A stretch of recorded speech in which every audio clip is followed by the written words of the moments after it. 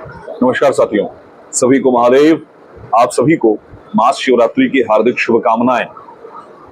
आज हम लोग अपनी कथा के अगले चरण पर हैं, जहां पर हम लोग अपनी इस कथा का महात्म सुनेंगे। और उस महात्म सुनाने के पहले एक विषय जो मेरे समक्ष आया, आप लोगों के साथ साझा करने की बड़ी इच्छा हो रही है कि हम लोगों के जीवन में कभी ना कभी समस्याएं आती हैं, कष्ट आते हैं, पीड़ाएं आती हैं।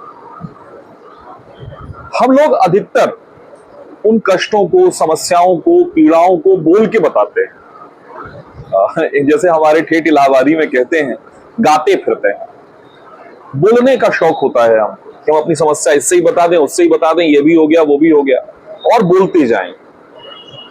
अपने मन में उन समस्याओं को हम सोचते नहीं, जिसके बारे में रहीमदास जी ने कहा, रहीमन निज मन की व्यथा सुनिए इठलहिए सब लोग, बात न लही है कोई। तो अगर हम अपने मन की व्यथा लोगों से कहते फिरेंगे, हो सकता है हमको थोड़ी देर के लिए लगे कि कोई हमारी बात सुन रहा है, पर सत्य यह है कि हमारे समस्याओं को, हमारे कष्टों को कोई नहीं समझा सकता। कोई भी नहीं समझ सकता हमारे कष्टों को, हमारी समस्याओं को, सिवाय उस परमात्मा के। तो मैं अक्सर ये कहता हूं कि आपको जो भी समस्या है, जो भी कहना सुनना है, चाहे वो अपने व्यक्तित्व से जुड़ी हुई कोई बात हो, अपने परिवार से जुड़ी हुई कोई बात हो, या अपने जीवन से जुड़ी कोई बात, महादेव से कहिए। नित्य मंदिर जाने की आदत बनाइए और महादेव के समक्ष अपनी समस्या को रखिए। विश्वास मानिए, महादेव ऐसा उत्तम मार्गदर्शन देंगे कि जो कोई और नहीं दे सकता।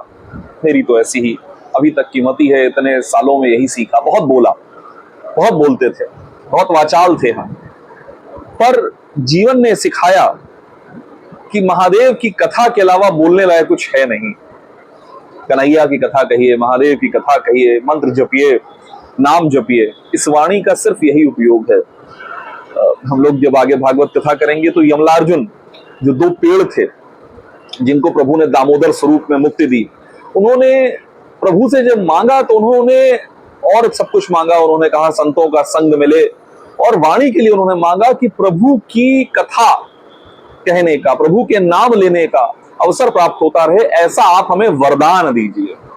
तो भक्तजनों, प्रिय शैवों, प्रिय सनातनियों, अपनी व्यथा, अपनी कथा, अपनी समस्या प्रभु को सुनाइए। वो सुनते भी हैं और उसका उचित समाधान भी करते हैं। तो भक्तजनों, आज की कथा को हम लोग आगे बढ़ाते हैं महात्म को, कि प्राचीन काल में, पर कलयुग में, प्राचीन काल इस कलयुग में के प्रारंभ में, इस सुंदर प्रयाग क्षेत्र में, धर्म क्षेत्रे महाक्षेत्रे गंगा कालिंदी संगमे, प्रयागे परमे पुण्य ब्रह्म लोकमस्य वर्तमनि। अर्थात गंगा और कालिंदी, गंगा और यमुना के संगम में बसे इस परम पवित्र, इस परम धर्म क्षेत्र, इस महाक्षेत्र प्रयाग में, जिसको ब्रह्मदेव का आसन, ब्रह्मदेव का नगर कहा जाता है, वहां पर एक महान यज्ञ का आयोजन हुआ। भक्तजनों, काशी शिव की नगरी है, मथुरा श्रीहरि विष्णु की नगरी है, और ये प्रयाग ब्रह्मा जी का स्थान है। इसलिए विद्वान जनों ने कहा, विद्वत जनों ने कहा कि यहाँ ज्ञान प्रचुर मात्रा में। तो एक समय इस धर्म क्षेत्र, महाक्षेत्र में महान यज्ञ का आयोजन हुआ। उस महायज्ञ में शौनकादि ऋषियों ने सूत ऋषि को आमंत्रित किया, और व्यास शिष्य सूत ऋषि से पूछा कि प्रभु, ये कलयुग है, इसमें लोग जप तप दान इत्यादि नहीं कर पाएंगे। सतयुग में लोगों के पास समय होता था, लोग युगों तक तप किया करते थे। द्वापर में और घटा, और कलयुग में तो तप साधना का महत्व समाप्त ही हो गया है। मानव जीवन में सामर्थ्य ही नहीं रह गया कि वो तप कर सके। तो इस कलयुग के प्रभाव को कम करने के लिए कोई छोटा उपाय बताइए जिससे हमारे जीवन का उत्थान हो। भक्तजनों, लगभग ऐसा ही प्रश्न भागवत के प्रारंभ में भी आता है, और दोनों ही प्रश्नों के उत्तर के लिए सूत ऋषि कथा की ओर हमारा ध्यान आकर्षित करते हैं, भक्ति की ओर हमारा ध्यान आकर्षित करते हैं।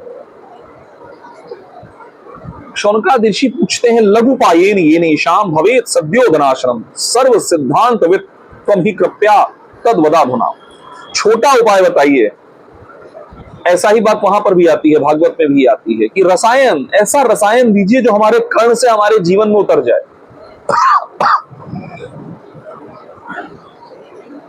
और ऐसा रसायन प्रभु का नाम ही हो सकता है।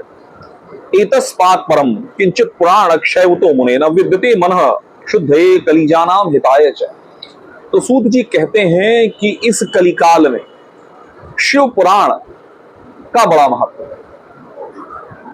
ये शिव पुराण, ये कथा, प्रभु की कथा मनुष्यों के चित्त में शुद्धि ले आती है और इस शुद्धि से जातक का मन प्रभु चरणों में लग जाता है। जब जातक का मन प्रभु चरणों में लग जाता है, अपने आप धीरे धीरे सब कुछ आने लगता है। इसका मैं एक और उल्लेख करना चाहूंगा कि यदि आप लोगों ने कभी भागवत सुनी हो, भागवत कथा सुनी हो, तो वहां पर आता है कि भक्ति के दो पुत्र हैं, ज्ञान और वैराग्य। तो नारद जी कहते हैं कि प्रभु ने आपकी कृपा, आपकी जो कृपा उनके भक्तों पर है, उससे प्रसन्न होकर आपको दो पुत्र दिए, ज्ञान और वैराग्य। इसका निहितार्थ ये है कि यदि हमारे मन में भक्ति उपज गई, भक्ति कैसे उपजेगी? इस कथा को सुनकर, शिव पुराण की कथा को सुनकर, भागवत को सुनकर, देवी भागवत को सुनकर, इन सारी कथाओं को सुनकर, नाम जप करके हमारे मन में भक्ति उत्पन्न होगी। और जब भक्ति उत्पन्न होगी, अपने आप हमारे मन में वास्तविक ज्ञान उत्पन्न होने लग जाएगा। ज्ञान वो नहीं जो ज्योतिष का है, इंजीनियरिंग का है, बहुत सारा। ये जो ज्ञान है ये उदरकारी है। डोंगरे जी महाराज कहते हैं कि बाकी सारी विद्याएं, बाकी सारी विधाएं, बाकी सारे शास्त्र उदरकारी हैं, यानी पेट भरने वाले हैं। यहां तक कि ज्योतिष भी उदरकारी, पेट भरने वाला है, लोगों के स्वार्थ की पूर्ति करने वाला है।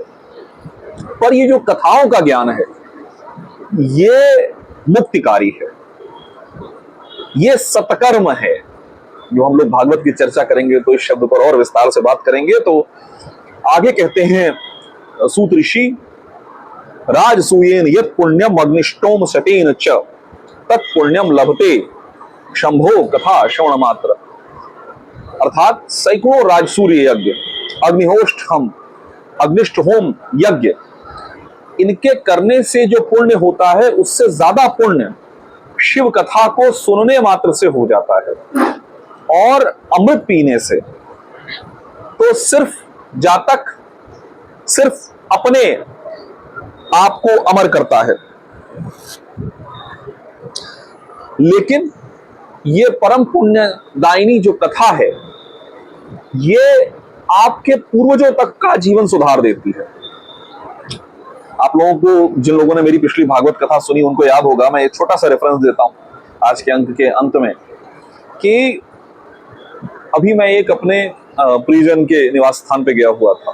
वहां पर मेरा दो आत्माओं से संपर्क हुआ। उन्होंने मुझको इस योग्य समझा और मुझे ये कहा कि उनसे कहूं, जो सज्जन थे उनसे कहूं कि मैं उनके लिए भागवत कथा करवाऊं ताकि उनको मोक्ष प्राप्त हो।